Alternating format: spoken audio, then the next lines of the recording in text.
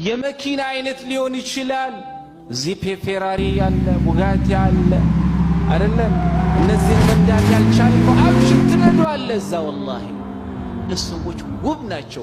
ለዛም ነው ነቢ ዓለይሂ ሰላቱ ወሰላም አንፉሱኩም ለእናንተ በጀነት ውስጥ ነፍስያችሁ ያሻችሁ ነገር አለ።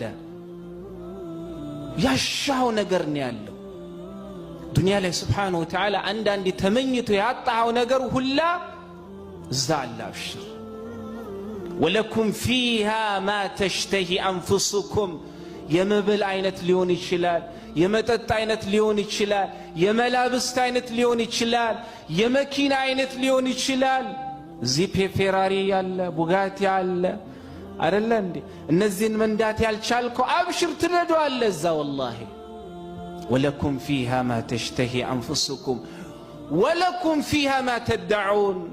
ቁጭ ብላችሁም የሆነ ነገር አስባችሁ የምትጣሩት ነገርም አለላችሁ። ቁጭ ብላ የሆነ ነገር ትዝ ይልህና እንዲህ ስትል ማሻአላህ አንተ ጋር ያለው እኔ አይደለሁም ነብዩን አለይሂ ሰላቱ ወሰላም ያሉት።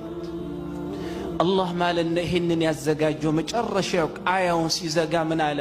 ኑዙለን ሚን ገፉር ረሂም። ይህ ከአማያኒ ማለት ነው ከአዛኙና ሩህሩህ ከሆነው ጌታ ለጀነት ሰዎች የተዘጋጀ ድግስ ነው። የድግሱን ባለቤት እኔ ነኝ ይላል አላህ። እኔ ነኝ የደገስኩላችሁ። ይሄ ነው እየጠበቀን ያለው። ወላሂ አብሽሩ። ዱንያ በብዙ መንገድ ጭንቀቷ በስቶብንም ተዓቧ መከራዋ ቢያለፋንም ቢሰባብረንም ይሄን አልፈን አላህ ስብሓነሁ ወተዓላ የፈቀደልን እንደውም ይሄንን ሁላ የምንረሳበት ዓለም እየሄድን ነው ኢንሻአላሁ ተዓላ። አላህ ይዛሰ ይበለን። አላህ በጣም እኔ ግራ የሚገባኝ ነገር ልንገርህ። ስለ እስልምናው አላህ ስትጠየቁ ለምንድነው ማስረዳት የሚከብዳችሁ? ለምንድነው ማስረዳቱ በቃ አጭር የሚሆነው? እንዴ አንድ ሰው እኮ ስለሚያመልክበት አምላክ ሲጠይቅ እኮ እንደውም ረጅም ሰዓት ወስዶ እኮ ማስረዳት ያለበት። ለምንድነው ስለ አላህ ስትጠየቁ በጣም ነው ወይን 3-4 ቀን ታዘብኩ። እፎይ በቃ ማውራት አይፈልጉም። ካወሩ በጣም ጥቂት ናት። እሷን በቃ ስለ ያንተ አምላክ ተብሎ ደግሞ ወዲያውኑ ይመጣልና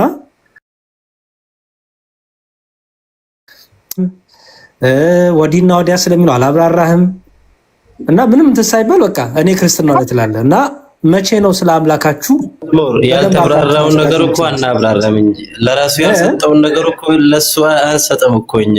ታውቃላችሁ በእኛ እምነት ክታበ መስለም የለም እኮ በእኛ እምነት ማለት ነው። የመጀመሪያ የወረደችው አያ ኢቅራ ተማር አንብብ የምትል እኮ ናት። ለማንበብ እንደ እስልምና ቦታ የሰጠ እምነት የለም እኮ። ቤተምስጥር ከሰው ከተከታዮች የምንደብቅ ነገር እኮ የለም እኛ እንደ ክርስትና ማለት ነው። በጣም የወረደው መጀመሪያ አህመድ ምን ሆነሃል አህመድ? እስቲ የማይፈታውን አንድ ሚስጥር የሆነውን አሳየውና ከቁርአን ሱራ ላይ ግን ስለ ባቱ ነው ጥያቄ ያለኝ ላንተ። እስቲና የባቱ ሚስጥር ትፈታልኛለህ። እንግዲህ ሚስጥር ካልሆነ ባቱ ስለ ባቱ ትፈታልናለህ። ግን እስቲ ማን ነው አንድ የሆነ ቁርአን አለ አይደለ? ተነቦ የማይተረጎም ሚስጥር የሆነ ሌላ ጥያቄ ነው። የኔ ጥያቄ ከዛ በኋላ ቢጠይቁኝስ ምን ችግር አለው? የማይተረጎም ቁርአን የለም።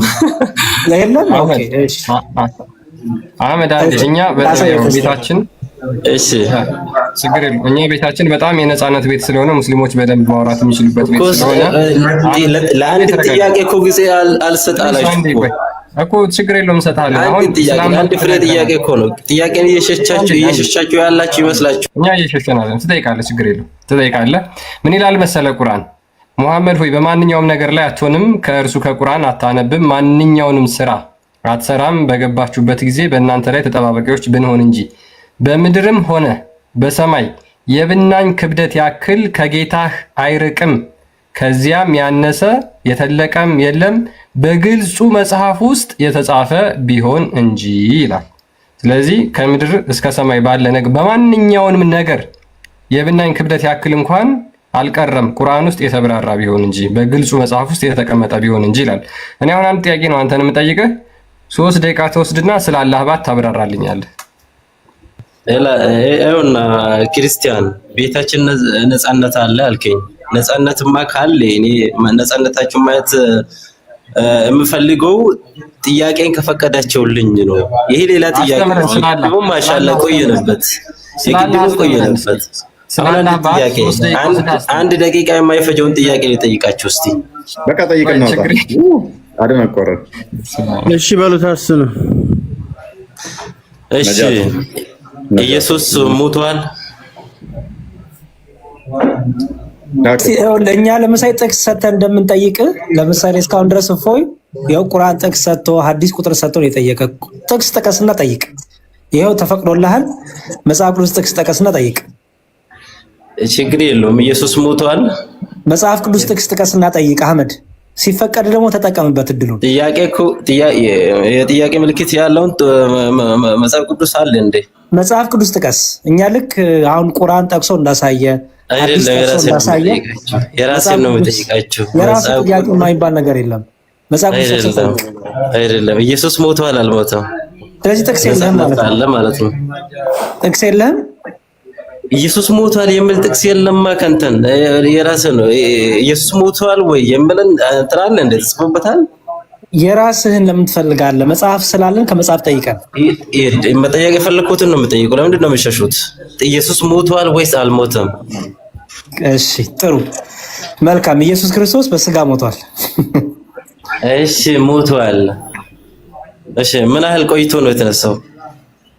ማስረጃ መጽሐፍ ቅዱስ ማስረጃ ጠቅስ ጠይቀኝ። አይደለም ማስረጃ እኮ ምላሽ እየሰጠሁ አይደለም። ምላሽ ሲሰጥ እኮ ነው ማስረጃ ነው የማመጣው። ምን ያህል ቆየ ስሞት? ምን ያህል ቆይቶ ነው ሞትን አሸንፎ ተነሳ የምትሉት? እሺ 3 ቀን 3 ሌሊት። በዛችው ቆይታ እሱ በሞተበት ቆይታ ማንን ነው እየተማጸነ የነበረ? ማንን ነው እያመለኩት የነበሩት? ዓለምንስ ማን ነው ሲያስተዳድር? ሲያስተዳድር የነበሩ ማን ነው? እዩቱ ዓለም ብልቻቱ ሌሎ ስንት ጋፊ ጉደን ጋፈት ቀጥሎ ወይ ችግር የለውም። ጋፊ አጃይባን ጋፈት ቀጥሎ የሮ ጉያ ሰዴን እኒ ዱኤ ሰንቲ ኤንቱ ዓለም ብልቻቱ ዓለምኒ ኤኑን ከደቻቱ ኤኑን ገበራቱ ጉያ ሰዴ ሰርቲ አንድ አይነት ጥያቄ ነው ዘመናት ሙሉ የሚጠይቀው። እሺ እኛ የመሰለ ጥያቄ ጠይቃለህ ከመጽሐፍ ቅዱስ ጠቅሰህ ጠይቃለህ ብለን ስናስብ ለማንኛውም ችግር የለውም። መብሰል አይደለም በቂ። እሺ አህመድ ምን መልስልኝ ችግር የለውም። እሺ ሞት ማለት ነው ለአንተ ሞት ማለት ነው? ሞት አንድ ሰው ከህይወት መለየት ነው። ሞት ማለት ነው እንዳለ እስከነጭራሹ መጥፋት ነው። በቃ ህልውና መጥፋት ነው ሞት ማለት። ሞት ማለት አንድ ሰው ይሄንን ህይወት ለቆ ሲር ነው። ከህይወት ሲለዩ ነው አንድ ሰው እኮ ህልውና ይጠፋል። ለምሳሌ አንተ ስትሞት በቃ ህልውና ይጠፋል ማለት ነፍሴ ማለት ነው። ህልውና በቃ ጠቅላላ ማንነት ይጠፋል ስትሞት። ታሪክ የሰራሁት ነገር አለ ከኋላ ይቀራሉ። የሰራሁት ታሪኮች ካሉ ክፉም ይሁን ጥሩ ከኋላ ታሪኮች ይተርፋሉ፣ ይቀራሉ። በቀራ ላይ 154ን አንድ ያዘጋጀው ክርስቲያን ቆይ እስቲ ያዛ እንዴ። እሺ መዝሙር ማነው ዓለምን ሲያስተዳድር የነበረው? ማንን ነው ያስተማሪ ስለሆነ አህመድ አዳምጣ እያስተማረሱ ታደርገኝና እንደማመጥኝና መዝሙር አንተ ሙሲያስ አህመድ እንዴ ጉልበተኛ ለምን ትሆናለህ? አህመድ አይደለም አላውቅም እኮ ሚውት እያያዝብኝ እኮ ነው። በመሀል እየተናገረ እኮ ነው እሱ። ለምንድን ነው የምናገረው? እሺ እያዳመጥክ እሺ በጣም እኮ እዚህ እኮ በጣም ነው በቃ በትትና የምናወራችሁ እንጂ እንደዚህም እድልም አሰጡም። ለማንኛውም እፎይ ከኔ የተሻለ አስተማሪ ስለሆነ እሱ የሚናገር ነገር ካለ እሱን ስማው። እኔም ከሱ እሺ አንተው ቀጥል መዝሙር። እሺ በክርስትናው ይኸውልህ አህመድ፣ በክርስትናው ሞት ማለት ህልውና መጥፋት ማለት አይደለም። ኦኬ ዝም ብሎ በቃ ህልውና ከምድረገጽ መጥፋት በቃ ጥፍት ማለት ነው። ህልውናውን ተርጉምልኝ እስቲ። ህልውናውን ተርጉምልኝ። ልተረጉም ነው እያዳመጥከኝ አህመድ? እሺ አሁን በክርስትናና በእስልምና ራሱ የሞት አረዳዳችን የተለያየ ነው። ኦኬ በእኛ በክርስትናው አረዳድ ምንድናችን ስጋችን ከነፍሳችን ይለያል። ነፍሳችን ግን ሕያው ናት። ሕያው ሆና ነው የምትኖረው። መሞት አቆይ ሚውት አድርጋ አዳምጠኝ። ድምፅ ራሱ ትንሽ የሚረብሽ ስለሆነ አንዴ ነፍስ ከስጋ ትለያለች። ነፍስ ከስጋ ስትለይ ነፍስ ግን ሕያውነቷን ጠብቃ ትኖራለች። ነፍስ በባህሪዋ መዋቲ አይደለችም ወይም የምትሞት አይደለችም። ኦኬ ነፍስ የምትሞት አይደለችም። ስለዚህ ህልውና አይጠፋም ማለት ነው። ኦኬ ህልውና አይጠፋም። በእስልምና ያለውን የሞት አረዳድ አንተ ታስተምረናለህ በኋላ። ግን ኢየሱስ ክርስቶስ በ3 ቀን 3 ሌሊት በመቃብር ከቅዱስ ስጋው ሲያርፍ ዓለምን ማን ያስተዳድር ነበር ነው ጥያቄ። ዓለምን ጥንትም ያስተዳድር ፈጥሮም የገዛ የነበረው ራሱ እግዚአብሔር ነው። እግዚአብሔር ደግሞ መለኮት ነው። መለኮት መሞት አይገባውም። መለኮት ሞተ የሚባል ነገር አይነገርለትም። መለኮት በሁሉ የሞላ ነው። መለኮት በሁሉ ያለ ነው። ኢየሱስ ክርስቶስ አምላካችን ግን ሞተ ስንል በስጋው ሞተ እንላለን። እኔና አንተ ስንሞት እንኳን ሞትን የምንባለው በስጋ ነው። ስጋችን ፈራሽ ነው፣ በስባሽ ነው፣ ወደ አፈር ይመለሳል። ነፍሳችን ግን ሕያው ናት። ስለዚህ ሞት የሚባለው ከስጋ ስጋ ከነፍስ መለየት ነው። መጽሐፍ ቅዱስ አንድ መጽሐፍ ቅዱስ አውጣለት ክርስቲያን፣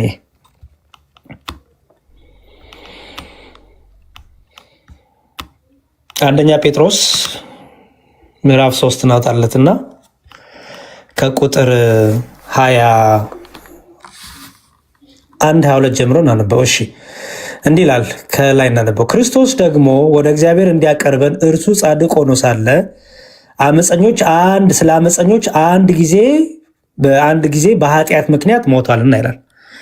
በስጋ ሞተ፣ አየኸው፣ በስጋ ሞተ፣ በመንፈስ ግን ሕያው ሆነ ይልና በእርሱ ደግሞ ሄዶ በወህኒ ለነበሩ ነፍሳት ሰበከላቸው ይላል። አየኸው።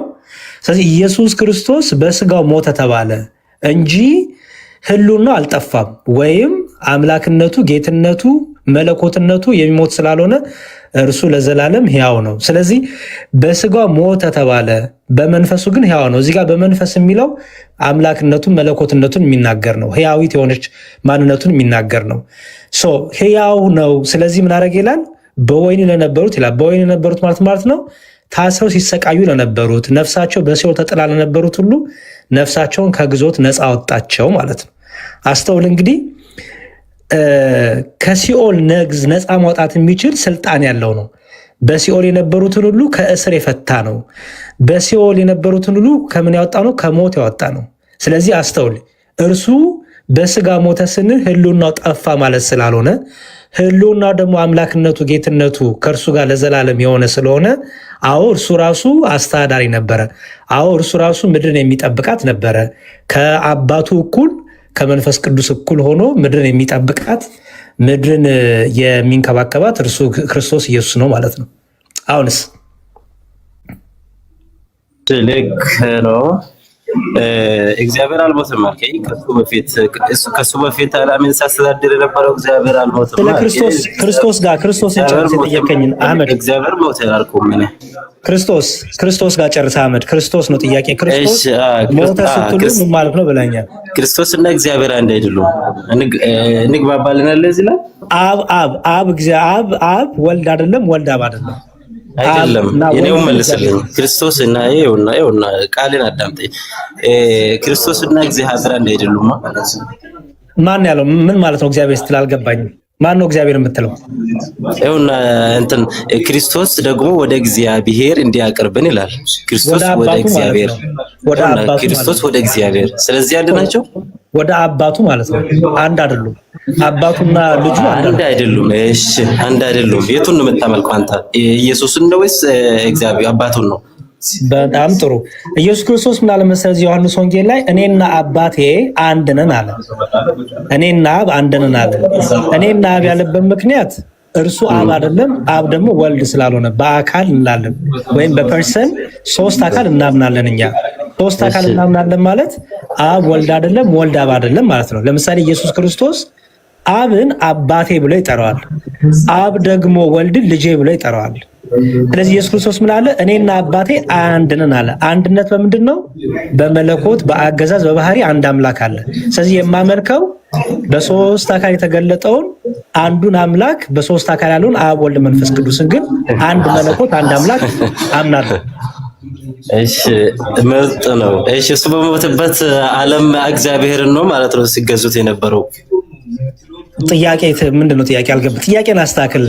አማርኛ ካጠረው አትፍራ፣ አስተካክየዋለሁ። እሱ በሞተበት በዛችኛው ቆይታ ዓለም እግዚአብሔር ነው። ከዛ በፊት የነበረውን እግዚአብሔር ነው እየተገዙትና እያመለኩት የነበሩት። ምንም አልገባኝም። ጥያቄው በኦሮምኛ ጠይቀው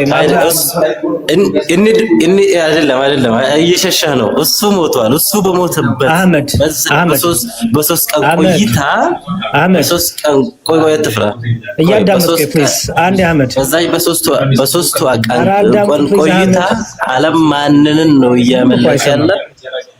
አህመድ ይሄ አትፍራ አትሽሽ የምትለው ነገር ቶ እያወራን ነው እኮ አንተም አለ እኔም አለ። እሺ እኮ ነው መልስልኝ። እግዚአብሔርን ነው እየተገዙት የነበሩት።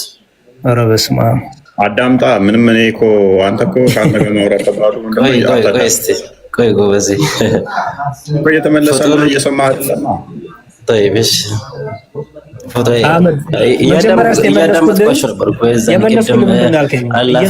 ሲሞት አልከኝ።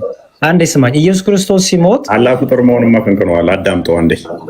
ኢየሱስ ክርስቶስ ከመሬት የተወለደው አህመድ ፕሊዝ ወይ እየቀለድክ እየሳክ እያላገጥ ከሆነ ከሌላ ሰው ጋር እንቀጥል። ያንተም የኛም እድሜ እየባከነ ስለሆነ እኔ በጣም ውድ ጊዜ ነው ላንተ እየሰጠው ያለሁት። እሺ ስማኝ አህመድ፣ ቅድም ምን አልከኝ? ኢየሱስ ክርስቶስ ሲሞት ዓለም ማን ይጠብቃት ነበር ብለህ ለጠየቀኝ መልስ ምን ብዬ መለስኩ? እሱ መልስ ተቀብለሃል ወይስ አልተቀበልከውም?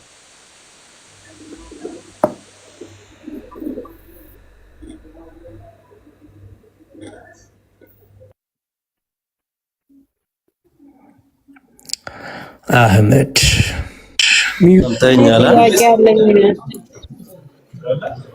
ሰምተኛል እና እንደዚያ ነው ራሱን ማዳን ከሞት ማዳን የማይችል ሰው እንዴት ኢየሱስ ያድናል? ወይ ሚውት አድርጉት በቃ ሌላ ነገር ውስጥ ገባ። አህመድ ርዕስ ጠብቀህ ማውራት ትችላለህ ወንድሜ። ርዕስ ጠብቀህ አውራና የጠየቀኝ ጥያቄ ቅድም ኢየሱስ ክርስቶስ በስጋ ሲሞት ምን ያህል ቆየ አልከኝ፣ መለስኩልህ። ኢየሱስ ራሱ ከሞት ማዳን ያልቻለ እንዴት ያድን? ለቅሶ ብቻ ሆንክ። በቃ ወይ ሌላ ሰው ድል ይሰጥና እናንተ ወደ እርሳችሁ ተመለሱ። እሺ ቸው እንግዲህ ስለዚህ ፍጡሩን እያመለካችሁ ያላችሁት የሞተ ሰው እያመለካችሁት ያላችሁት አህመድ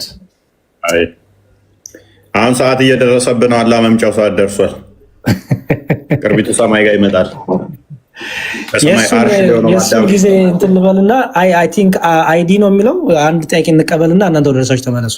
አይዲ ነው የሚለው አይዲ ዲያቆን የጂጋን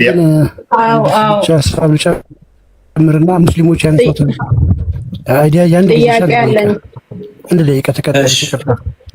ጥያቄያቸውን እንጨርስና በተለያሻለ አንድ ላይ ወይ ማጠቃለያ ሰጥበታለን። እዚህ ቶፒክ ላይ ፈልጌው ነው። እዚህ ቶፒክ ላይ አሁን ያነሳችሁት ላይ ክርስቶስ ሲሞት ዓለምን ማን ይጠብቃታል የሚለውም ብዙ ጊዜ ሙስሊሞች ያሳስባቸዋል መሰለኝ፣ ይጠይቁናል።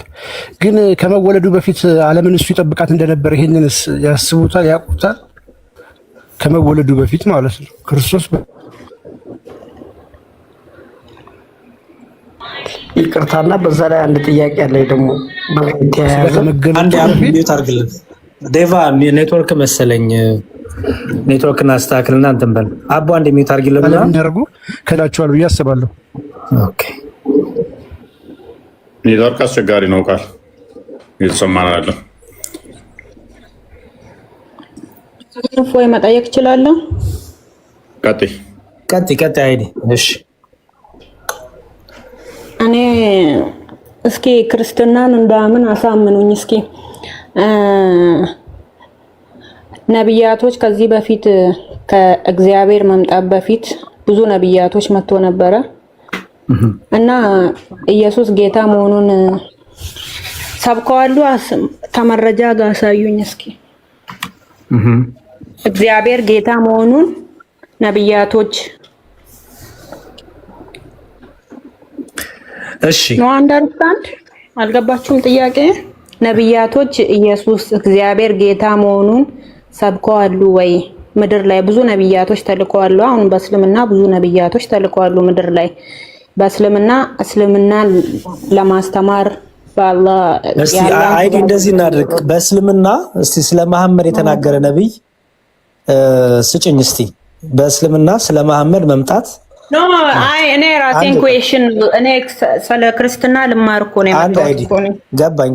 አይ በእስልምና ብዙ ነቢያቶች እንዲህ ተናግረዋል ስላልሽኝ እስቲ አንቺን ስጭኝና የኛን እንሰጥሻለን፣ ችግር የለውም። ግን አንቺ 1-2 ደቂቃ ወስደሽ ለምሳሌ እሱን አላህ ቃል በቃል አትግባ ፕሊዝ። ቃል በቃል ብሎታል። ሀያን ቃል በቃል ብሎታል። ቁርአን ራሱ ይገልጸዋል።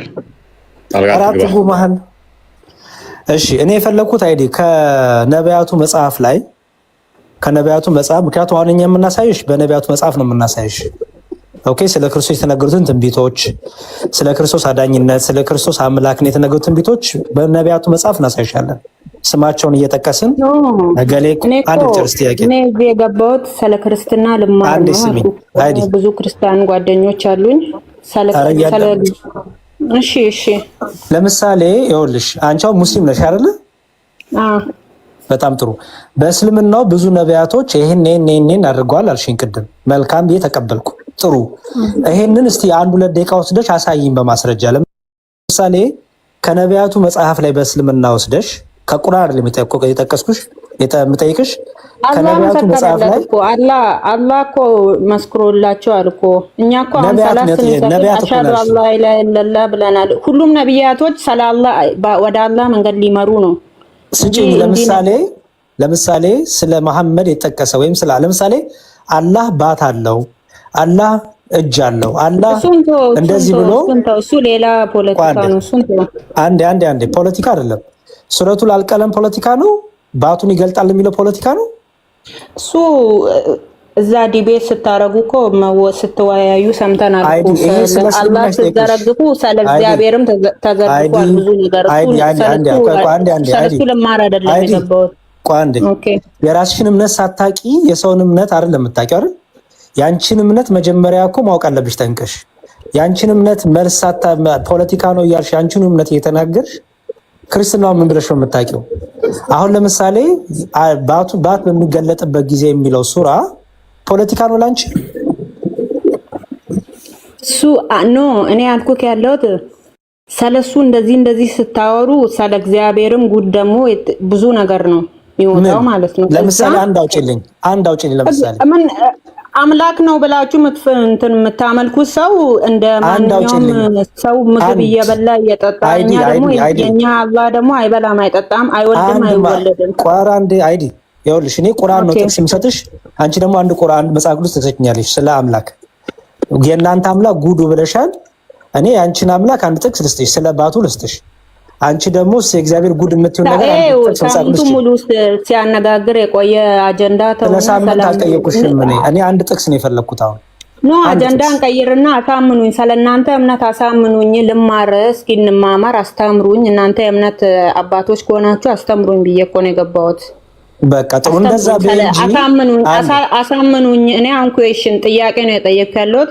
እናንተ ስለ ፈጣሪያችሁ እንዲህ ነው ብላችሁ እኮ የሰው ልብ ውስጥ በእንትን በጥያቄና ባልሆነ ፈጣሪሽ እንደዚህ ያላችሁ ሳይሆን ስለ እናንተ አምላክ እንዲህ ነው ብላችሁ በትህትና ማለት ነው እንጂ ሌላ አዲስ ውስጥ ምናምን መግባት አያስፈልግም። ንገሩኝ፣ አሁን ፈጣሪ ንገሩኝ። ነብያቶች ሰብከዋል። ሁለተኛ ጥያቄ ደግሞ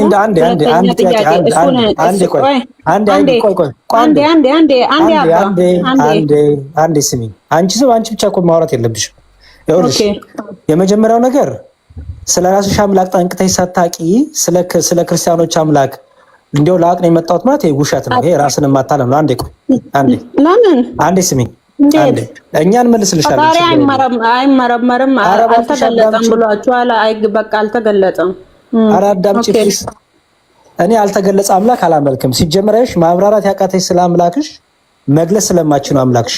እናንተ ደግሞ አብራርታችሁ ስለ አምላካችሁ ንገሩኝ። እስኪ ንገሩኝ። ምን እዚህ ቤት ሚዩት ማድረግ የለም እንዴ? እፎይ ሚዩት አድርገሽና እየተዳመጥን እንሂድ። አይዲ ኦኬ ጥያቄሽን አንዴ በቃ ጠይቀሻል። ሚዩት አድርገሽ አዳምጪ፣ አለበለዚያ ትወጫለሽ። ሚዩት አድርገሽ አዳምጪ። መልካም አይ ቲንክ መልስ ብቻ አልመልስሽ። በቃ ምንም ስለራስሽ አምላኩን ለማስረዳት ስለማትፈልጊ የእኛን አምላክ እናስረዳሽ። ኦኬ እኛ ኢየሱስ ክርስቶስ አምላካችን ነው። ጥያቄሽ አይ ቲንክ ስለ ክርስቶስ መሰለኝ አይደለ? ወይስ ምንድነው ጥያቄሽ? ስፔሲፊክ ጠይቂ ድጋሚ። ያ ስለ ክርስቶስ ነው። ስለ ክርስቶስ ነው። እሺ ሌላም ጥያቄ አለ ዲያቆንዬ በነቢያት እግዚአብሔር በነቢያት ተሰብኳል ወይ የሚል ነበር ጥያቄውና እሱን አድሬስ አድርግላት። ነቢያቶች እግዚአብሔርን ሰብከዋል ወይ? እስልምና ላይ ያሉ ነቢያቶች አላህን ሰብከዋል ብላ ነበር። እሱም በእርግጥ ማስረጃ የላትም። በነቢያት እግዚአብሔር እንደተሰበከ አሳያት። እሱ ነው ጥያቄው። እኔ ስሰማ የነበረው እሱ ነው። አሁን ካልቀየረች አይመስለኝም። ራሱ ነው በነቢያት ተሰብኳል እግዚአብሔር የሚለው ነው። አላህ ነቢያቶችን ሰለሱ ወደሱ መንገድ እንዲመሩ ነቢያቶችን ወደ ምድር እንደላከው እግዚአብሔርም ደግሞ እንደዛው ነቢያቶች ሰለሱ ሰብከዋል ወይ? ኦኬ እሺ ጥሩ። ነቢያቶች ሲጀምር እነ ሙሴ እነ ኢሳያስ አቤት ትላልቅ ነቢያት የሚባሉ አሉ። እንደተገለጠላቸው መገለጥ በትላልቅ የሚባሉት አሉ 4-5 ናቸውና አዎ ስለ እስራኤል አምላክ ስለ እግዚአብሔር ስለ ያህዌ በሚገባ ሰብከዋል። እግዚአብሔር ያህዌ ዘላለማዊ እንደሆነ አምላክ እንደሆነ ጌታ እንደሆነ እየተገለጠም እሱ አናግሯቸዋል። መልአኩንም እየላከ እግዚአብሔር በልዩ ልዩ መልኩ ይናገር ነበረ። አዎ ነቢያቱ ስለ እግዚአብሔር ያልተናገሩበት ጊዜ የለም። ስለ እግዚአብሔር ያልጻፉበት ጊዜ የለም። ስለ እግዚአብሔር ደግሞ ገልጠውልናል። ስለ እግዚአብሔር ሲጽፉ እግዚአብሔር ማን እንደሆነ እግዚአብሔር ምን እንደሆነ ጽፈውልናል፣ ገልጠውልናል። በስፔሲፊክ ጥያቄሽ ምንድን ነው? አሁን ስለ እግዚአብሔር ነቢያት ስለ እግዚአብሔር ተናግሯል? አዎ ተናግሯል። ግን ምንድን ነው የፈለግሽው? ለምሳሌ ኦኬ አሁን ይሄ እሺ ልበል። ሁለተኛ ደግሞ እግዚአብሔር አምላክ ነው አይደል? አሁን ፈጣሪ ስንል አንተ ልብ ውስጥ የምታስበውን ያውቃል። ሁላችንም ቁጭ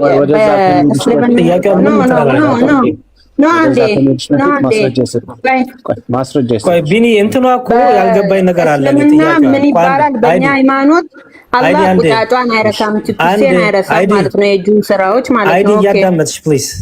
ለምሳሌ ቅድም አሁን እግዚአብሔር ስለ በነቢያት ተሰብኳል? አዎ ተሰብኳል። አሁን ለምሳሌ እኔ እግዚአብሔር በነቢያት ተሰበከው በዚህ መልኩ ነው ብዬ እንዳስረዳሽ፣ ለምሳሌ ስለ እግዚአብሔር ነብይ ለምሳሌ ምን አለ? ለምሳሌ እግዚአብሔር ልጁን ልኮ እንደሚያድነን በነቢያት ተሰብኳል። እሱን ላሳይሽ። የኛ ግን እኮ እግዚአብሔር አልወለደም አባት አልወለደም ትላላችሁ። እሱ አላህ ነው። ስለ አላህ አይደለም የምናወራው፣ ስለ እግዚአብሔር ነው የምናወራው። ስለዚህ አስረግዞ ነው የተወለደው። እሱ አላህ ነው ሚስት የሚፈልገው። ማርያም ልመልስልሻ። እሱ አሁን ለምሳሌ ልጅ እንዲኖረኝ ሚስት ያስፈልገኛል ብሎ የተናገረው አላህ ነው። አሁን በጭንቅላትሽ ውስጥ አላህን ይዘሽ ነው የምታወሪው አንቺ። አሁን እግዚአብሔር ጋር ከመጣሽ እግዚአብሔር የወለደ ሲል አላለም አላለም። ኦኬ እሺ፣ ክርስቲያን አንድ ያሳያት። እሺ ልጅ እንዲኖረኝ ሚስት የሚለውን አሳያትና ወደ እኛ ልመልስላት። እሺ አይዲ ሜቢ እስኪ ይሄንን ላስነብብሽ። ሚስት የሚፈልግ አካል ወንድ ነው አይደል? እድሜያ ግን አይዲ ቤት የሰማው ያየው ነው። እንኳን ደህና መጣሽ። እንኳን ደህና ቆየ ዲያቆን እፎይ። ዲያቆን የሚላል እዚህ ጋር ዲያቆን እፎይ ሲባል ነው የምሰማው። እኔ እንጃ የክብር ስም መሰለኝ። ዲያቆን ማለት ዲስሪስፔክት አይደለም፣ የክብር ስም ነው ዲያቆን። ኦኬ እኔ አሁን አይዲ ብዬ ነው የጠራሁሽ። እኔ የክብር ስም መስሎኝ ነው። በነጠላ ልጥራክ? እሺ እፎይ የክብር አሁን እኛ ሼኪ እንደምንለው ኡስታዝ እንደምንለው አክብሬ መጥራቴ ነው። መልካም እሺ። ልጅ አለሽ? የለኝም። ኦኬ አላገባሽም? የግል ላይፌ ነው፣ የግል ህይወቴ ነው። ምን ነው? መልካም። አንድ ሰው ልጅ እንዲኖረው ምን ያስፈልገዋል? ወንድ ከሆነ ሚስት ያስፈልገዋል፣ ሴት ከሆነች ባል ያስፈልጋታል። ኦኬ ወንድ ከሆነ ሚስት ያስፈልገዋል፣ ሴት ከሆነች ደግሞ ባል ያስፈልጋታል። መልካም። እኔ እንደዚህ አንድ አካል እንደዚህ ቢልስ ልጅ አለ ተብሎ ሚስት ሳይኖረኝ ልጅ እንዴት ይኖረኛል ቢል ያ አካል ሴት ነው ወንድ ነው? ሚስት ሳይኖረኝ ልጅ እንዴት ይኖረኛል ቢል አንድ አካል ወንድ ነው ሴት ነው? ጾታውን አልገለጽክልኝም እኮ እንዴት ሚስት ሳይኖረው ሚስት ሳይኖረኝ ልጅ እንዴት ይኖረኛል ቢል የሆነ እንደዛ ብታነቢ እንደዛ ሚል እንደዛ ያለው አካል ልጅ እንዲኖረው ሚስት ያስፈልገዋል አያስፈልገውም?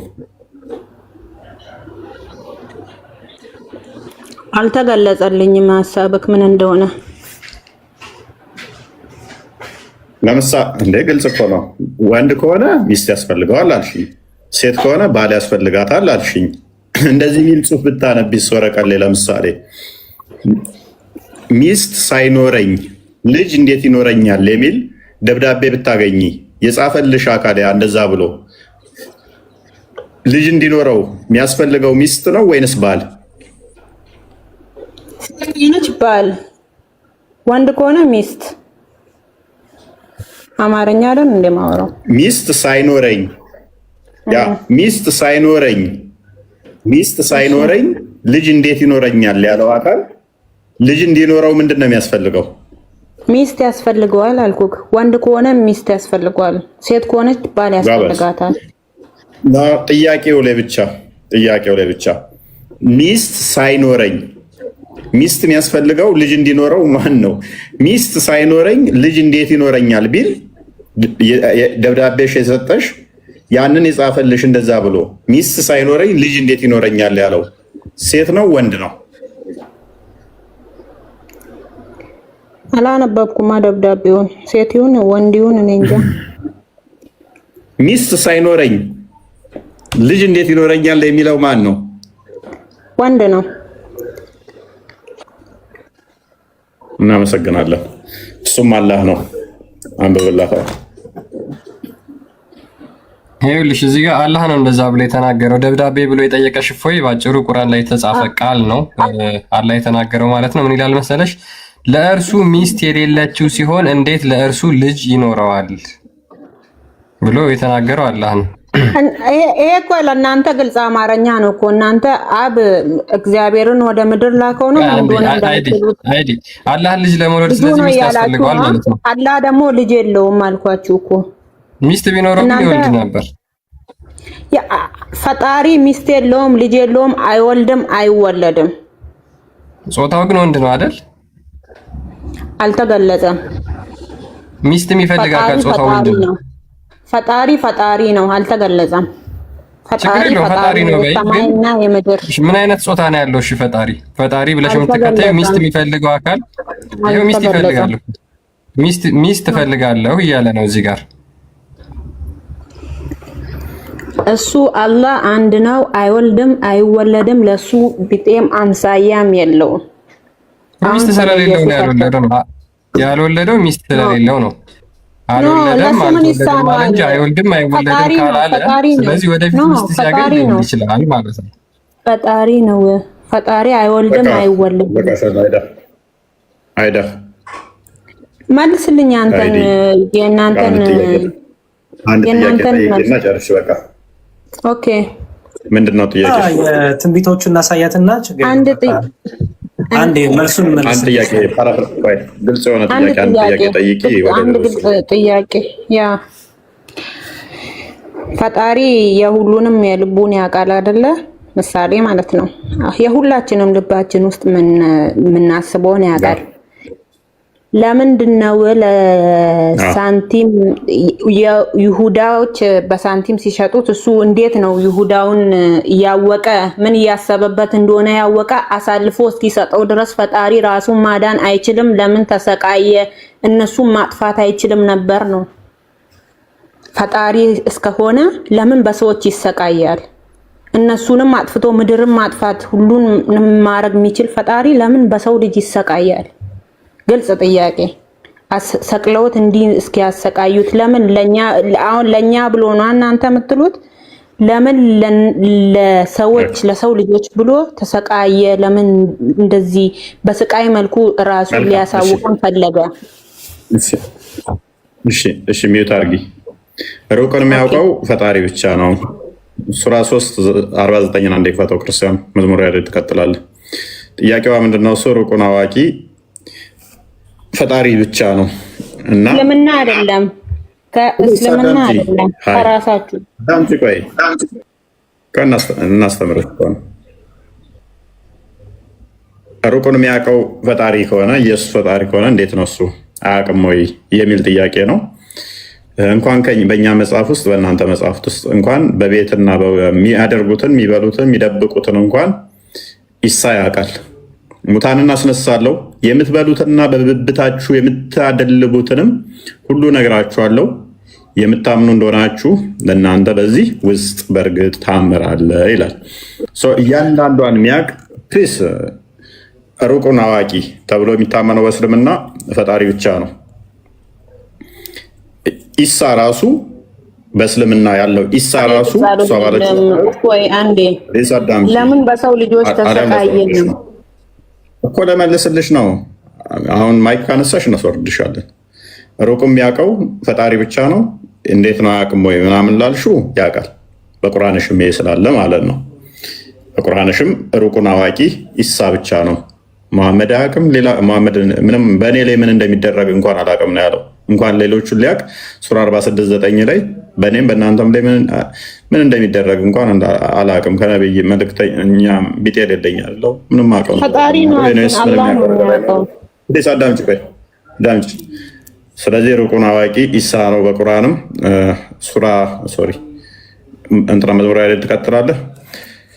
ማርቆስ ወንጌል ምዕራፍ 2 ላይ ከቁጥር 5 ጀምሮ በልባቸው ውስጥ ያለውን እንኳን ያውቃል። የልብን የሚያውቀው ማን ነው ላልሹ ያውቃል። መዝሙር ላይ መቀጠል ትቻል። ቀጥል ያነሳችሁ ላይ ኢየሱስ ክርስቶስ ለምን መከራን ተቀበለ? ለምን ያ ሁሉ ስቃይ ተቀበለ ነው የመጀመሪያው መልስ መሰለሽ አይዳ።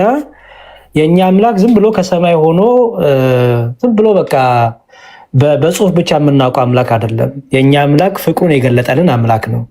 ብዙዎች አምላክ አላቸው። የብዙዎቹ አምላክ ግን ዝም ብሎ በቃ አያውቁትም። ከፍጥሩ ጋር ራሱ ትስስርም ግንኙነትም የለውም። የእኛ አምላክ ግን በጽሁፍ ብቻ አይደለም፣ ከእኛ ጋር ሆኖ እኛን መስሎ ሰው ሆኖ አይተነዋል። በዛ ደግሞ ፍቅሩን ገልጧ ብለን እናምናለን። ስለዚህ ታዲያ ለምንድን ነው አምላክ ሲሆን እንዲሰቀል፣ እንዲገረፍ፣ እንዲደበደብ ይህ ሁሉ መከራ እንዲደርስበት ለምን ዝም አለ ካልሽ፣ አንደኛ ፈቃዱ ስለሆነ በዛ መልኩ ፍቅሩን እንዲገልጽ ስለፈለገ። መጽሐፍ ቅዱሳችን እንዲህ ይላል። ክርስቲያን የሚሰጠን ጥቅሶች ቶሎ ቶሎ እያወጣላት እንሂድና ከኃጢአታችን ሊያድነን ከኃጢአታችን ሊያጥበን ስለፈለገ የመጀመሪያው ፍጹም የሆነ ይቅርታ ፍጹም የሆነ ድነት የሚገኘው ቤዛ ሆኖን እሱ ስለሆነ፣ ቤዛ ማለት ምትክ ሆኖን ስለሆነ ያንን ምሕረቱን ለመግለጽ ስለና ስለ ሁላችን ስለ አንቺም ባታምኝበትም ስለ ሁላችንም ግን መከራን ሕማምን ተቀበለ። ሮሜ 5:8 አንዴ ክፈትላት። እሺ ነገር ግን ይላል፣ ነገር ግን ገና ኃጢአተኞች ሳለን ክርስቶስ ስለኛ ሞቷልና እግዚአብሔር ለኛ ያለውን የራሱን ፍቅር ያስረዳናል ይላል። ስለዚህ እግዚአብሔር ምን ያህል እንደወደደን የምናውቀው እኛ ዝም ብሎ በቃ ከሰማይ ሆኖ በቃ ዝም ብሎ ወዳቸዋለሁ በሚል አይደለም፣ በተግባር ወዶን አሳዩናል። ለምሳሌ ፍቅር የሚባለው ትክክለኛ ፍቅር የሚባለው ቅድም እፎች ጠይቅሽ ነበረ፣ ባል አለሽ ብሎሻል። ባልሽ እንደሚወድሽ እርግጠኛ የሚሆነው ምን ሲያደርግ ነው? ለአንቺ መስዋዕትነት ሲከፍል ነው። ለአንቺ የሚገባውን ነገር በተግባር ሲያደርግልሽ ነው እንጂ ዝም ብሎ በአፉ ወድሻለሁ ስላልሽ አይደለም። የእኛ አምላክ በአፍ ብቻ ወይም በቃል ብቻ ለመወዳቸዋለሁ የሚለን ከእኛ ጋራም ሆኗል። ስለዚህ እግዚአብሔር ለእኛ ያለውን ፍቅሩን ልጁን ለእኛ ቤዛ እንዲሆን ልጁ ስለኛ እንዲሰቀል በመስጠት ፍቅሩን ገለጸ። ለምን? ከኃጢአታችን እንድንታጠብ ከኃጢአታችን እንድንነጻ።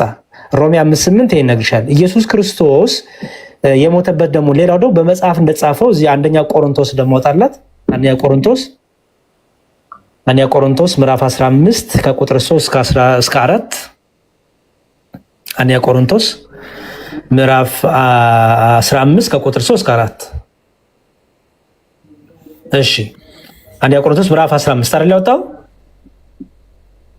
እሺ እኔ ደግሞ የተቀበልኩትን ከሁሉ በፊት አሳልፌ ሰጧችሁ እንዲህ ብዬ አለ። ምን መጽሐፍ እንደሚል ክርስቶስ ስለ ኃጢአታችን ሞተ ተቀበረም፣ መጽሐፍ እንደሚል በሶስተኛው ቀንም ተነሳ ይላል። ስለዚህ ክርስቶስ ታዲያ ለምንድን ነው የሞተው ካልሽን ደግሞ መጽሐፍ እንደሚል ማለት ነው ነቢያቱ እንደተናገሩት ትንቢቱ ይፈጸም ዘንድ ኢየሱስ ክርስቶስ ስለኔና ስለ አንቺ ስለ ሁላችን ምን ሆነ? እዚህ ጋር መጽሐፍ እንደሚል የሚለው መጽሐፍ እንደሚል ምንድነው? ትንቢቱ እንደተናገሩት የተናገሩ ትንቢቶች አሉ። በኋላ ላይ ሳይሻለው ትንቢቱ ይፈጸም ዘንድ አንዴ ልጨርስና ትጠይቅኛለሽ ፕሊስ። ትንቢቱ ይፈጸም ዘንድ ጥቅሶቹን እያሽ ትንቢቱ ይፈጸም ዘንድ መከራን ተቀበለ፣ ተገረፈ፣ ተሰቃየ፣ ሞተ። የትኛው ትንቢት ካልሽኝ ትንቢተ ኢሳይያስ ምዕራፍ 53 ጋር ሄድላት አንዴ። ይሄ ደግሞ በነቢያት አስቀድሞ የተነገረውን ትንቢት ደግሞ ላሳይሽ ነው። በነቢያት ደግሞ አስቀድሞ እርሱ ስለኛ መከራን እንደሚቀበል ደግሞ የተነገረበት ትንቢት አለ። ምን ይላል?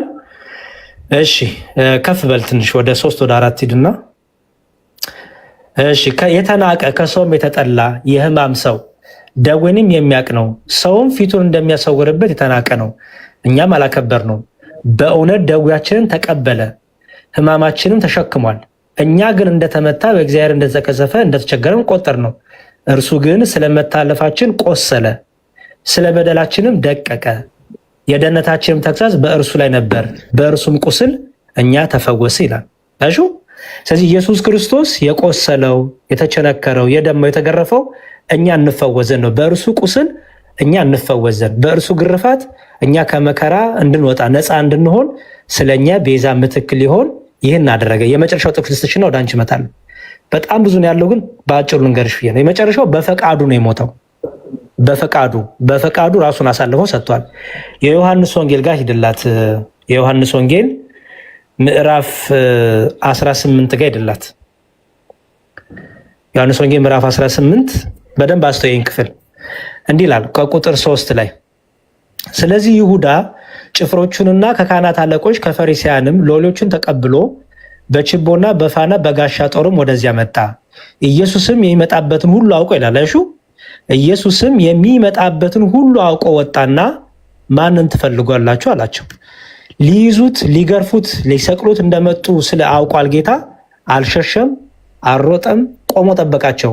ምክንያቱም በእርሱ መገረፍ በእርሱ ቁስል እኛን እንደምንፈወስ ስለሚያውቅ። ስለዚህ ማንን ትፈልጋላችሁ አላቸው። የናዝሬቱን ኢየሱስን ብለው መለሱለት። ኢየሱስም እኔ ነኝ አላቸው። አሳልፎ የሰጠው ይሁዳ ደግሞ ከእርሱ ጋር ቆሙ ነበርና እንግዲህ እኔ ነኝ ባላቸው ጊዜ ወደኋላ አፈግፍገው በምድር ወደቁ ይላል። አስተዊ ክርስቶስ ምንም አላረገም። በቃ እኔ ነኝ ብቻ ነው ያላቸው። እኔ ነኝ ሲላቸው ግን ወደቁ። ለምን ወደቁ? እኔ ነኝ የሚለው ቃል ብቻ ነው የጣላቸው። አልተዋጋቸውም። ምንም የተፈጠረ ነገር የለም። እነሱ ግን ጎራዴ ይዘዋል፣ ገመድ ይዘዋል፣ ሊሰቅሉት የሚያስፈልገውን ነገር ሁሉ ይዘዋል። ኢየሱስ ክርስቶስ ግን እኔ ነኝ ባላቸው ጊዜ በምድር ላይ ወደቁ እነዛ ሁሉ ይላል። ኦኬ። ከዛ ድጋሚ ደግሞም ሁለተኛ ጊዜ ማንን ትፈልጋላችሁ ጠይቃቸው። እነርሱም የናዝሬቱን ኢየሱስን አሉት። ኢየሱስ መልሶ እኔ ነኝ አልኳችሁ፣ እንግዲህ እኔን ትፈልጉ እንደሆናችሁ እነዚህ ይሁዱ ተዋችሁ አለ። አየሽ፣ እኔን የምትፈልጉ እኔን ፈልጋችሁ ነው የመጣችሁት፣ ይሄው ያዙኝ። ኦኬ። ሐዋርያትን ግን እንዳትነኩ፣ የኔን ተማሪዎች ግን እንዳትነኩ እኔን ያዙኝ አለ። ይሄን ክፍል ሙሉን ብናነበው ረጅም ነው የሚሆነው። ስለዚህ ማጠቃለያው መሰለሽ ኢየሱስ ክርስቶስ ለምን ተሰቀለ ካልሽ የመጀመሪያው ስለኛ ስለአንቺ ስለ ዓለም ሁሉ ቤዛ ሊሆን መድኃኒት ሊሆን በቁሱ ሊፈውሰን ትንቢት ይፈጸም ዘንድ የተነገረ ትንቢት አለ አስቀድሞ በነብዩ በኢሳይያስ በሌሎችም ነቢያት የተነገራል። ያ ትንቢት ይፈጸም ዘንድ። ሁለተኛ ደግሞ ኢየሱስ ክርስቶስ ራሱን በፈቃዱ ስለኔና ስለአንቺ ስለ ዓለም ሁሉ በደል ኃጢአት በፈቃዱ ራሱን ስለሰጠን። ኦኬ፣ በፈቃዱ ራሱን ስለሰጠን። ሶስተኛው ደግሞ ሮሜን ጠቅሼልሻለሁ። ኃጢአተኞች ሆነን ሳለን በደለኞች ሆነን ሲያለን የሚያድነን ማንም ሳይኖር ሳለ እርሱ ራሱ ከሰማይ ወርዶ ሌላ አማራጭ ነበር ተሰቅሎ ከመሰቃየቱ አንዴ ልጨርስልሽ። ያለማጌታው ነው። አረ ልጨርስልሽ። ኦኬ። ስለዚህ እርሱ ከኛ ጋር ሊሆን ስለወደደ። ኦኬ። ቅድምም ብዬሻለሁ። የኛ ጌታ እኛ አይደለም መስፈርት የምናወጣለት አይዳ።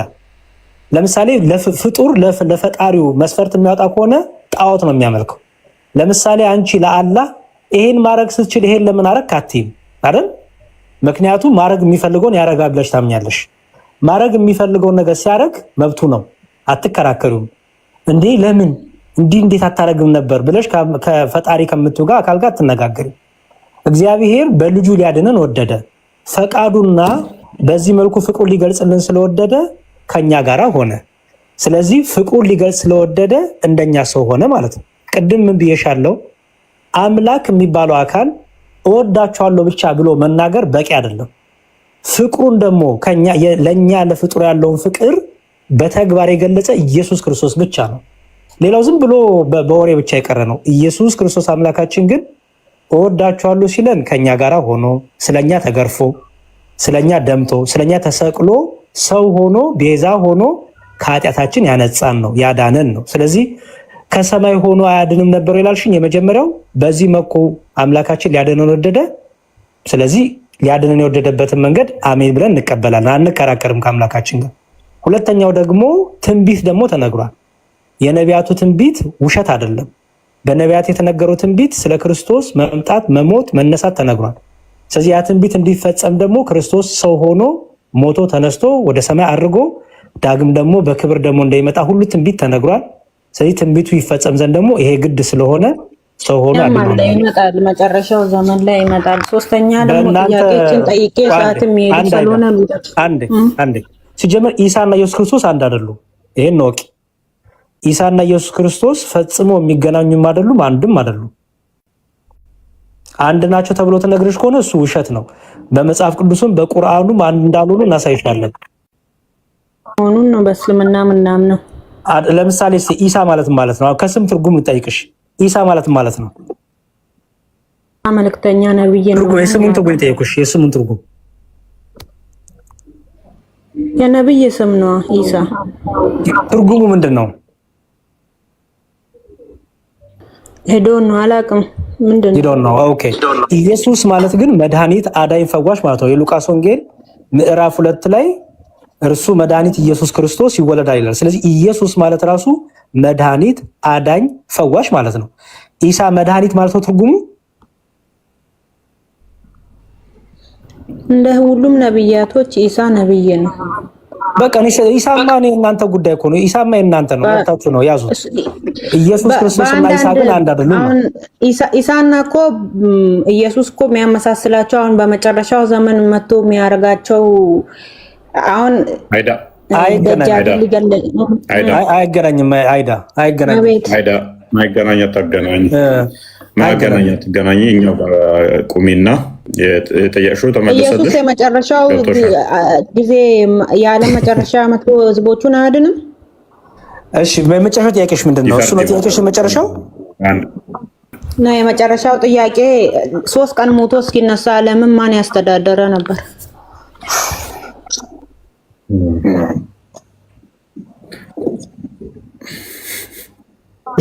ነበር ኩዌሽን። እሺ እፎይ መልስልሻል። እኔ ቅድሙን ብቻ የተናገርሽው ልመልስና አላቁም። ኢየሱስ ክርስቶስ ሲመጣ ምን ያደርጋል ላልሽኝ አይደለ? አንድ ማቴዎስ ወንጌል እናውጣላትና ላሳያት በመጽሐፍ ቅዱስ ኢየሱስ ክርስቶስ እና ኢሳ እንደማይገናኙ። እሺ ይሰጣል ክርስቲያን አንዴ አሳያትና በቃ እንጨርስ። የማቴዎስ ወንጌል ምዕራፍ 24ን ኢየሱስ ክርስቶስ ሲመጣ ምን ያደርጋል የሚለውን ብቻ እናሳያት። የማቴዎስ ወንጌል ምዕራፍ 24 ሶስተኛው ጥያቄ የሁሉም ሙስሊም ጥያቄ ነው። አንድ አይዳ 3 ቀን ሞቶ ሲነሳ ማን ነው ዓለምን ሲያስተዳድር የነበረው? ኩዌሽን ኢሳ አይደለም ያለበት አንደኛው ይሄ ነው። ቁጥር 30 ላይ ምን ይላል? የሰማያት ኃይላት ይነዋወጣሉ፣ በዚያን ጊዜ የሰው ልጅ ምልክት በሰማይ ይታያል። በዚያን ጊዜም የምድር ወገኖች ሁሉ ዋይ ዋይ ይላሉ። የሰው ልጅንም በኃይልና በብዙ ክብር በሰማይ ደመና ሲመጣ ያውታል። መላእክትም ከዳርቻ ከአራቱ ነፋሳት ለእርሱ የተመረጡትን ይሰበስባሉ ይላል። ስለዚህ ኢየሱስ ክርስቶስ ሲመጣ ምንድነው የሚያደርገው? እንደምታየው ከሰማይ ዳርቻ እስከ መዳርቻ ያሉት መላእክቱን ይልካል። መላእክቱ ደግሞ ክርስቶስ ያዛቸውና የዓለም ፍጻሜ የዛን ጊዜ ይሆናል። ስለ መላእክቱ ሁሉ ለእሱ የተመረጡትን ይሰበስባሉ። የሰው ልጅ በሰማይ በክብር ወደ ምድር አይወርድም። ኧረ እባክሽ አዳምጪ ቆይ። አይዳ አንድ አዳምጪ። በጣም ጊዜ ገደልሽ። በቃ ቀጥሉ ወይ ኤኒዌይስ በቃ ፈጣሪ ወደ ምድር አይወርድም። ህንፃዎችን ሊጎበኝ ወደ ምድር አይድ ችግሩ እኮ አላህና ኢሳን ጭንቅላታቸው ውስጥ እየፈለጉት ነው። አሁን አንቺ ኢሳን ማን ነው? ኢሳን እየፈለግሽ ነው። ደጃል ሚስት አግብቶ ልጅ ወልዶ ምናምን የሚለውን የእስልምና ትምህርት እየፈለግሽ ነው። የዛን ጊዜ የዓለም ፍጻሜ ይሆናል። ኢየሱስ ክርስቶስ ሲመጣ የዓለም ፍጻሜ ይሆናል። አላገናኘውም። በቀደሙም ለእፎይ ሲነገረው ነበር። ህንፃዎችን ሊጎበኝ ይወርዳል ኢየሱስ፣ ወክ ይበላል ማታ ማታ ተብሏል፣ ተነግሮታል እኮ። ህዝቦቹን ሊያድን ወደ ምድር አይወርድም ነው ያለው። አላህ ነው በአንድ እግሩ ለሌት ሁሌም ሸንከፍ ሸንከፍ እያለ የሚመጣው። አላህን መስሎሽ ከሆነ ተሳስተሻል። ሁሌም ይወጣል የሚወርድ የሚወጣ ምናምን። አላህን ፈልጊው። በአንድ እግሩ የሚመጣው እሱ ነው፣ ወደ ቅርቢቱ ሰማይ ማለት ነው። በሮል ምንድነው እሱ? መዝሙረ ያሬድ እንዳለው ነው። አይ ቲንክ አሚር ሶስት ቀን ሲሞት እሱን መልስልኝና እኔም መሽቶብኛል። ሪካርድ ቅድም ተመልሷል። ሜይ ቢ ዩቲዩብ ላይ ገብተሽ ማየት ትችላለሽ። ከአንቺ በፊት የነበረው እዚሁ ገስት ላይ ረጅም ደቂቃ ቁጭ ብለሽ መልሶልሽ ነበረ። አሚር አጠር አድርገህ ጠይቅ። 7 ሰዓት ሊሆንብን ነው። እሺ አጭር ጥያቄ ነው። እሺ በቃ በሬስፔክት አመሰግናለሁ። ሌላ ጥያቄ ካለኝ እመለሳለሁ። አመሰግናለሁ ሁላችሁንም። እሺ ባይ። ዩቲዩብ ላይ አዳምጪው። በጣም አጭር ጥያቄ ነው። ኦኬ ሌላ ጥያቄ ካለኝ ተመልሼ እመጣለሁ። ፎሎ አድርጌሻለሁ። ፎሎ መልሽና እኛም ቤት ስንከፍት መተሽ መጠየቅ ትችያለሽ። ምናልባት ልንከፍት እንችላለን እፎይ ከዘጋ በኋላ ጥያቄዎች ለመሸባቸው እና ፎሎ መልሽልኝ። ዲያቆንን ፎሎ መልሽለት። ዲያቆን ፎሎ አድርጋትና ትመልስላታለህ። ዲያቆን ፎሎ ላድርግሽ። ዲያቆን እፎይ ነው። አይኔን ነው የሚልሽ። አመሰግናለሁ ዲያቆን እፎይ። እመለሳለሁ። እፎይ ዲያቆን አይደለም፣ እኔን ነው ዲያቆን የሚልሽ። እኔ ነኝ ዲያቆን፣ እፎይ ዲያቆን አይደለም። መዝሙረ ያሬድ ኦኬ፣ መዝሙረ ያሬድ ነው። ኦኬ ፎሎ አድርጌሻለሁ። ሰምተሽ ነው አይደለ? እኔ ዲያቆን አይደለሁም። እንደዚህ የሚሉ ካሉ ቀጣፊና አባ እፎይ እማማ ሄዳ ይበቃሻል። አሁን ኦኬ እመለሳለሁ። ደህና ደሩ። እሺ አሚር ቀጥል። እሺ ሰዓትም ሄደዋል። በጣም አጭር ጥያቄ ነው። ቀጥል። ስንት ፈጣሪ ነው ያለው?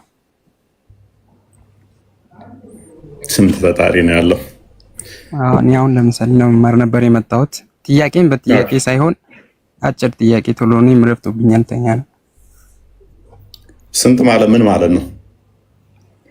ፈጣሪ ስንት ነው እናንተ ዘንድ የምታመልኩት አማል? ስንት ማለት ምን ማለት ነው? በራሱ ስንት ፈጣሪ በቁጥር 1 ወይ 2 3? ኦኬ ፈጣሪን ቁጥር ኤግዛክትሊ ይገልጸዋል ብለህ ታምናለህ?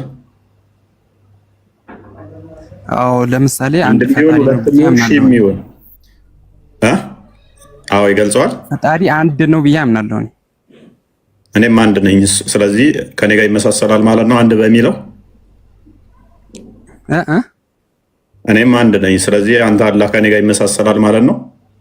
ለማመሳሰል ሳይሆን ፈጣሪን ስንት ነው የምታመልከው ነው ጥያቄ እኮ። ፈጣሪ እንደኔ ይቆጠራል ካልከኝ እኔም አንድ ነኝ፣ እሱም አንድ ነው። ምክንያቱም ግራና ቀኝ እጅ ያለው ባት ያለው እግር ያለው ነው አይደል አምላክ። አሁን ስለ ባትና ስለ እግር ለማውራት አይደለም። አሁን ቀጥታ ጥያቄ በጥያቄ አይደለም መመለስ ያለብህ። አንተም ፖለቲካ ለመስራት ወደ ባት ሳይሆን እኔ ጥያቄ የጠየኩ ፈጣሪ 3 ነው ወይስ አንድ ነው ጥያቄ ያክል ነው። አንተ የምታመልከው ፈጣሪ 3 ስለሆነብኝ አይ 3 አይደለም ብለህ የምትመልስልኝ ከሆነ እንዲህ ብለህ አስረዳኝ። መልካም ቢኒ ትቀጥላለህ። ቢኒ ወይም እድል ስላልሰጠ ነው። ሲጀመር ፈጣሪነት የሚቆጠር ነው እንዴ? ባህሪ እኮ ነው አይደለ? አላወቀው አሚር አቤት። እሺ ለምሳሌ መፍጠር ባህሪ ነው አይደለ? እሺ ለምሳሌ አምላክ የምትለው አካል ፈጠረ ስትል ምን እየተናገርክ ነው? ባህሪ ነው አይደል የምትናገረው? ቆይ እኔ ስጠይቅ አንድ ጥያቄ ፓራፍሬዝ አድርገና ምላሽ ፈጣሪ ስታመልከው አንድ ፈጣሪ ብለህ አይደል የምታመልከው? አንድ የምትለው ምኑን ነው ንገረኝ ጎበዝ። አንድ ብለህ የተናገርከው ቁጥር አንድ እየጠራክ ነው ወይስ ምንድነው? አንድ ብለህ የተናገርከው ብዛቱ ነው እየነገርኩ ያለሁት። ምኑን ብዛቱ ስትል ምኑ የምኑ ብዛት? ሶስት ነው ወይስ አንድ ነው የምታመልከው? የምኑ ብዛት?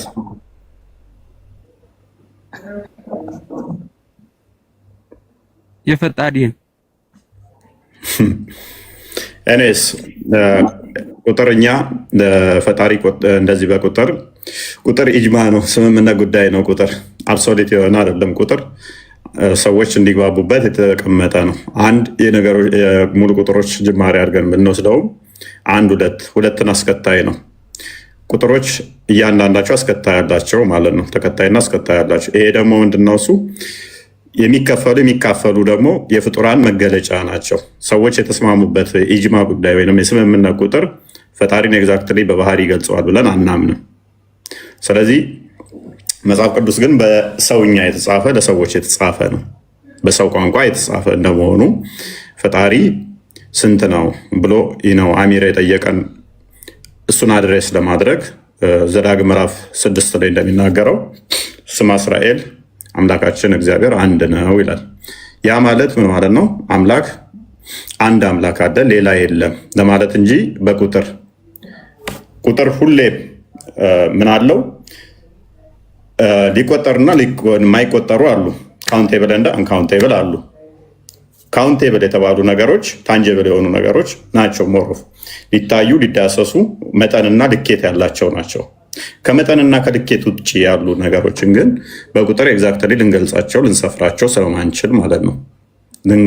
ፈጣሪ አንድ እግዚአብሔር ብለህ ስገልጽልኝ አንካውንቴብል ነው። ቃደም እሺ፣ ፈጣሪን ሜቢ አይተኸው ዳሰው ሰፍረኸው በምን ቁመቱ ይሄን ያህል ወርዱ ይሄን ያህል ብለህ ቆጥረኸው ከሆነ እሺ፣ የሚቆጠሩ ነገሮች ራሳቸው መጠን ያላቸው ነገሮች ሊቆጠሩ ይችላሉ። ለምሳሌ እኔ መጠን አለኝ፣ ቁመት አለኝ፣ ክብደት አለኝ፣ እቆጠራለሁ። ከሌላው ሰው እለያለሁ፣ እቆጠራለሁ። ንፋስን እንኳን ቁጠረው ብላ ቆጥረው፣ ንፋስን ትቆጥራለህ? አምላክ ከንፋስም ይረቃል፣ በሁሉ የሞላ ከስፔስ እና ፕሌስ ውጭ ያለ ብለን ነው ምናምነው። እሱን በቁጥር ልናስቀምጠው እንደዚህ ቆጥረህ እንደዚሁ ፒክ አድርገህ እንትን ልትለው አትችልም። ኢቨን ቁጥር የሚያስፈልጋቸው አንድ ነው ሁለት ነው ብለህ ለመናገር አትችልም ማለት ነው። አዳምጠህ ቁጥርን ራሱ ስናስቀምጥ ምንድነው እሱ አንዱ ከአንዱ መለያ ነው። ቁጥር ራሱ አንዱ ሁለቱ ሶስት እያልን ስንቆጥር አስከታይ ነገሮች ሲኖራቸው ነው ቁጥሮችን ልንቆጥራቸው ያስፈለጉበት ምክንያት። አንድም ሌሎች እንትኖች ስላሉ የምንለይበት ነው። እዚህ ውስጥ አሁን ለምሳሌ ስንት ሰው አለ? 1 2 3 ብዬ ስቆጥር ያሉትን ሰዎች ሁለት ስፔስ ክፍተት አለ ብዬ ስል መለያ ስለሆነ ነው። አንዱ ከአንዱ ስለሚለያዩ ማለት ነው። ይሄ የፍጡራን ባህሪ መለኪያ ነው። ኤግዛክትሊ በቁጥር ራሱ ከፈጣሪ ጋር ራስን አመሳስለ እኔ አንድ ነኝ እሱ አንድ ነው የምትል ከሆነ ከፍጡራን ጋር ፈጣሪ ማመሳሰል ነው። እኛ አንድ ነው እግዚአብሔር ስንል አንድ እግዚአብሔር ስንል በመለኮት አንድ ነው፣ አንድ ፈጣሪ አለ ስንል አንድ ባህሪ፣ አንድ አገዛዝ፣ አንዲት ስልጣን አለ ስንል ሌላ የለም እያልን ነው። ሌላ የለም ከፈጠረን ውጭ ካስገኘን ውጭ ሌላ አስገኝ የለም እያልን ነው። ያ ያስገኘን ያ የፈጠረን እርሱ 3 አካል አለው ብለን እናምናለን። በአካል 3 ነው ብለን እናምናለን። አላህ ግን ስንት አካል እንዳለው ማንም ደፍሮ ሊናገር አይችልም። በአካል 3 ነው የሚል ማስረጃ ከመጽሐፍ ቅዱስ ላይ ያሳይ። ኦኬ፣ ይህንን ክርስቶስን በደንብ ነግሮናል። ነቢያትም አስቀድመው አምላካችን የባህሪ ሕይወት እንዳለው መዝሙረ ዳዊት ምዕራፍ 33 ላይ ከቁጥር 6 ላይ እስትንፋሱ ፈጣሪ እንደሆነ፣ ኢዮብ 33 ቁጥር 4 ላይ እስትንፋሱ ፈጣሪ እንደሆነ፣ መዝሙረ ዳዊት ደግሞ ቃሉ ፈጣሪ እንደሆነ ነግሮናል። አምላካችን ቃል አለው፣ እስትንፋስ አለው። እስትንፋሱም ቃሉም ፈጣሪ እንደሆኑ ነግረውናል ማለት ነው። ስለዚህ ቃሉም አካላዊ ነው፣ እስትንፋሱም አካላዊ እንደሆነ ነግሮናል። አካላዊን ሴንስ መፍጠር የሚችል ማስገኘት የሚችል ማለት ነው። ይህን ደግሞ በአዲስ ኪዳን ላይ ስንመጣ ክርስቶስ ራሱ በስጋ ሲገለጥ ይህን በግልጽ ነግሮናል። እኔና አብ እያለ ደጋግሞ ከማስረጃ ጋር እያየ ኦኬ፣ አንዴ ክርስቲያን ትከፍታለህ። ኢዮብ 33 ቁጥር 4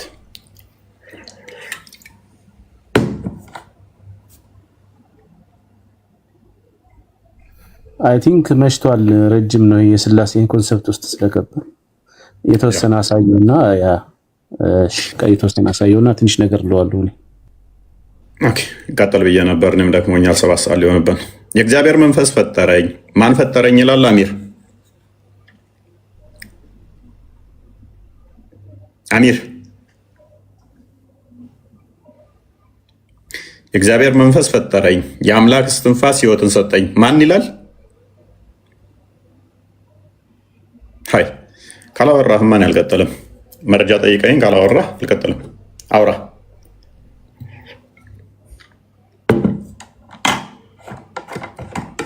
ኤኒዌይስ መንፈስ ቅዱስ ወይንም ደግሞ እግዚአብሔር እስትንፋስ እግዚአብሔር ፈጣሪ ነው ብለን እናምናለን። አምላካችን እስትንፋስ አለው ወይንም ደግሞ የባህሪ ህይወት አለው። እሱ ፈጣሪ ነው ብለን አካላዊ ነው ብለን እናምናለን።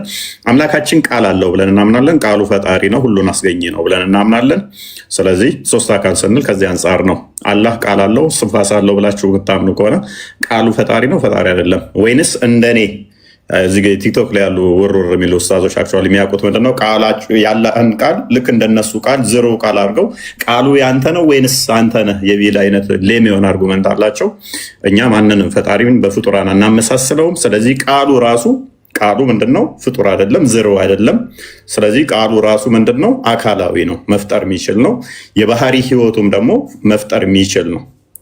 አንዱ ከአንዱ የሚለይ አይደለም። አንዱ በአንዱ ደግሞ ህልው ነው። ስለዚህ አካል ስንል ከዚህ አንጻር ነው እኛ 3 አካል ስንል። በእስልምና ግን አይታወቅም። አላህ ደፍሮ ስንት አካል እንዳለው ማሳየት የሚችል የለም። ምክንያቱም ኢቨን አካላቶቹ በአቱም ሆነ እጁ ፈጣሪ ናቸው አይደሉም፣ አንዱ በአንዱ ህልው ናቸው አይደሉም፣ የሚታወቅ የለም። የሚታወቅ ስላልሆነ ማለት ነው። ቃሉ ፈጣሪ ከሆነ እጁ ፈጣሪ ከሆነ ወይንም ደግሞ አንዱ ለአንዱ ጥገኛ እስካልሆኑ ድረስ አንዱ ለአንዱ ጥገኛ ከሆነ ደግሞ እሱ የፍጡር ባህሪ ነው። ምክንያቱም ሆሉ ፒረሩ ሆሉን የሚቀድም ከሆነ ምንድነው የሚሆነው ማለት ነው? ወደ የመነጣጠል ባህሪ ያመጣል ማለት ነው። የሚነጣጠል ነገር ሁሉ ደግሞ ኮራፕትድ ይሆናል። ኮራፕትድ የሚሆን ነገር ደግሞ በሙሉ ፍጡር ነው። ስለዚህ አላህ የምታጸድቅለት አካላቶች በሙሉ እየተደማመጠ ወደ ፍጡራን ባህሪ ውስጥ ይወስዳል ማለት ነው። እግሩ እጁ ዲስቲንክት ከሆኑ አንድ ብለህ ልቆጥረው አይችልም ማለት ነው። አሌስ እንደኔ ደምረሃቸው አንድ ነው እስካላልክ ድረስ ደምረህ ካመጣህ እንደኔ ደግሞ ፍጡር ይሆናል አላህ ማለት ነው። እንደኔ 2 እግር ያለው፣ እንደኔ ባት ያለው፣ እንደኔ 2 እጅ ግራና ቀኝ ያለው፣ እንደኔ 5 ጣት ያለው ፍጡር እያመለክ ይሆናል። እሱ ደግሞ የሚታይ ነው፣ የሚሄድ ነው፣ የሚንቀሳቀስ ነው። እርሱ ደግሞ የፍጡር ባህሪን ፕሮሰስ ያደረገ ነው። ስለዚህ እንደኔ ተኔ አንዱ ቅዱስና ስለ ቁርአን ወላሂ ላዚም ጠንቀቀህ ታውቃለህ። አንተ ህዝቡን ፈርተህ ነው እንጂ ሙስሊም ነው። ወላሂ ላዚም ውስጥ ፍላጎት አለው። ህዝቡን ፈርተህ ምንድን ነው የሚያወራው? ስለ ቁርአን ጠንቅቀህ ታውቃለህ። ወላሂ ላዚም ህዝቡን ፈርተህ ነው እንጂ ሙስሊም ትሆናለህ። ምንድን ነው የምትለው? ምንድን ነው የምታወራው? ወንድማችን ያችን ጽሁፍ አንብቧት ይሆናል ወይ ምናምን ተብሎ የሰሩትን ድራማ አሚር ምን ማለት ነው?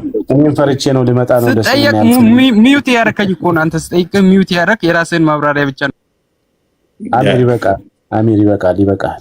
አሁን ይበቃል። ምክንያቱም አንደኛ ሙስሊሞች አንድ ቪዲዮ ላሳያችሁ። ለኔ ተረስቱኝ ምን ያህል ውዝግብ ውስጥ እንዳላችሁ ና ይሄን ቪዲዮ ጋብዣለሁ።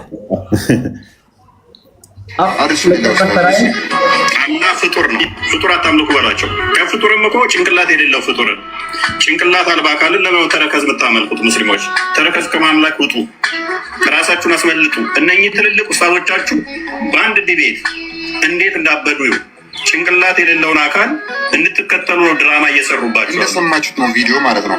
እሱ አንድ ቪዲዮ እንዲሰራልን እንፈልጋለን። ሁላችንም ግራ ተጋብተናል። እጅ ግራ አለው ጭንቅላት አለው ብለህ ተናግረሃል እያሉ አላህን ፍጡር ነው እያሉ ይገኛሉ ማለት ነው። እባክህን ቪዲዮ እንዲሰራልን ማብራሪያ እንዲሰራልን እንፈልጋለን። እኛ ምንም ማናውቀው ሰዎች ግራ እየተጋባን ነው። እሱ ቤት ማያውቁ ሰዎች እየገቡ ግራ እያጋባቸው ነው። ስለዚህ እባክህን አንድ ቪዲዮ ስራልን አድርሱ። ሌላ ኡስታዝ እሱ ጭንቅላት የሌለው አምላክ እንደሚያመልክ ሙስሊሙ ማህበረሰብ ቢያውቅ እርግጠኛ ነኝ ኢትዮጵያ ውስጥ አንድ ሙስሊም አይኖርም። ለዛ እኮ ነው የኔን ፎቶ ዘጭ አድርገው እኮ ፎይ ፎይ እያሉ ቤታቸው ፖለቲካ ሲሰሩ የሚውሉት። የኔን ፎቶ ሲያዩ ነው ሰዎቻቸው ቁጭ ብለው የሚማሩላቸው። አምላካችን ጭንቅላት ይኑረው አይኑረው አናውቅም፣ እግር አለው እያሉ ቢያስተምሩ ማንም የሚሰማቸው የለም።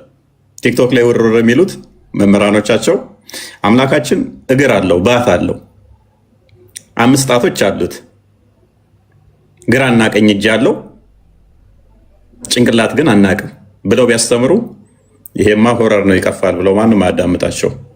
የኔም ፎቶ ቁጭ አድርገው ፖለቲካ ይሰራሉ ቤታቸው ማለት ነው። እኔስ ለዛሬ ይብቃን። በኦሮምኛ ሳናስበው ጨልጠን ሄድን። ቀድማ ከቶፒካችንም አይደለንም፣ ቶፒካችን አልነበረም። ይሄም ራሱ ዛሬ እኮ እዚሁ ገብተን ነው በቃ ኦሮምኛው እንትን ሲልብን ቶፒክ ወደዚህ የገባ ነው። ቶፒካችንም አልነበረም። ምን ኢቨን ዩቱብ ላይ ርዕሳችንን እናስቀይረናል ከጀመርነው በኋላ ሌላ ነበር ቶፒካችን። ስንት ያስቀየው ኦሮምኛዎቹ ቀየሩን፣ ከኦሮምኛዎቹ ጋር ስንወያይ ከዛ ደግሞ እነኞቹ ቀየሩን። ይመሻችሁ። ዛሬ ጥሩ ነበር፣ ግን እነሱም አድሬስ መደረግ ስላለባቸው አሪፍ ነው።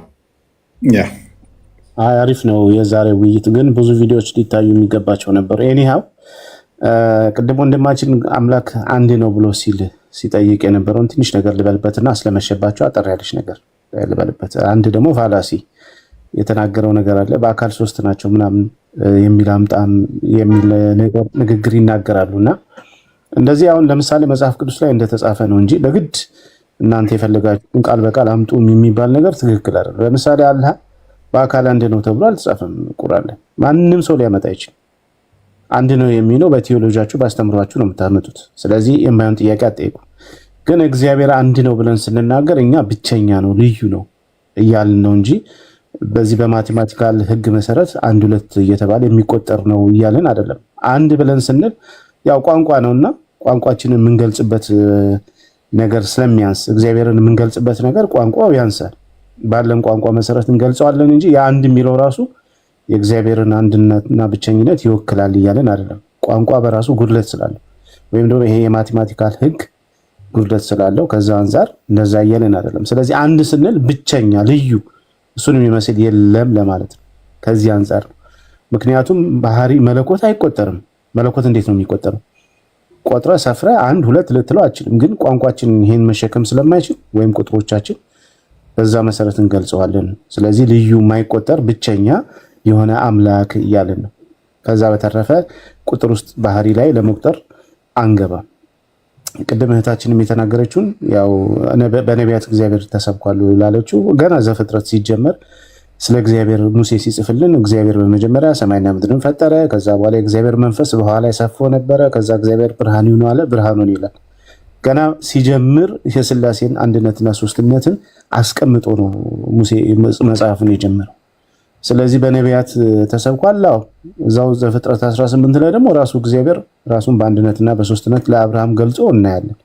የነቢያት አስተምሮ በጠቅላላ የሥላሴ አስተምሮ የመሲሁ ማምጣትና ማዳን እግዚአብሔር ለሰዎች የሰጠውን ጸጋ የሚያሳይ ናቸው። በጠቅላላ እግዚአብሔርን ወይም የሥላሴ አስተምሮና መሲሁ ደግሞ እግዚአብሔር መሆኑን አምላክ መሆኑን በሱ ቁስም እኛ እንደምንፈወስ ይሄ ነው የነቢያት አስተምሮ። ይሄን ደግሞ ስንናገር አዲስ ኪዳን ላይ ቆመን ወይ አንድ መጽሐፍ ላይ ቆመን አይደለም። ለምሳሌ ዮሐንስ ወንጌል አንድ መጽሐፍ ነው። ዮሐንስን ወንጌል ብቻ አይደለም ይዘን የምናገረው።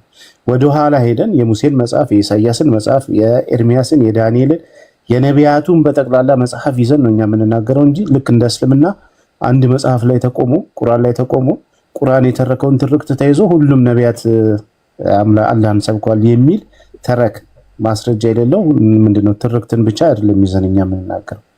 ከእስልምና የሚለየን ከዛ አንፃር ነው። እስልምና በአንድ ሰው የተተረከ ወይ መሐመድ በሚባል ሰው በ7ኛው ክፍለ ዘመን መጥቶ የተናገረው ንግግር ሁሉ ትክክል ነው የነቢያቱ አስተምሮ ሳይኖረው ማለት ነው በሚል በአንድ መጽሐፍ ሁሉን አጣፍቶ ለመናገር የሚሞክር ነው። እኛ ግን እንደዛ አይደለም።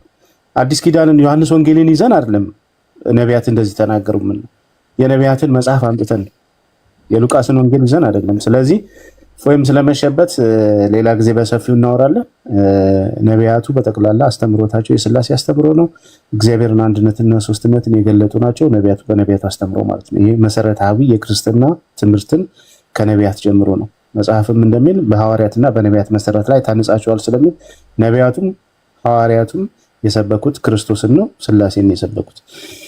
እናመሰግናለን። እፎይ ጥያቄ መጠየቅ የምትፈልጉ ሙስሊሞች ካላችሁ መታችሁ መጠየቅ ትችላላችሁ። እንከፍታለን ቤት ማስታወቂያ እንስራ ብለን ነው። ቴንክ ዩ እፎይ።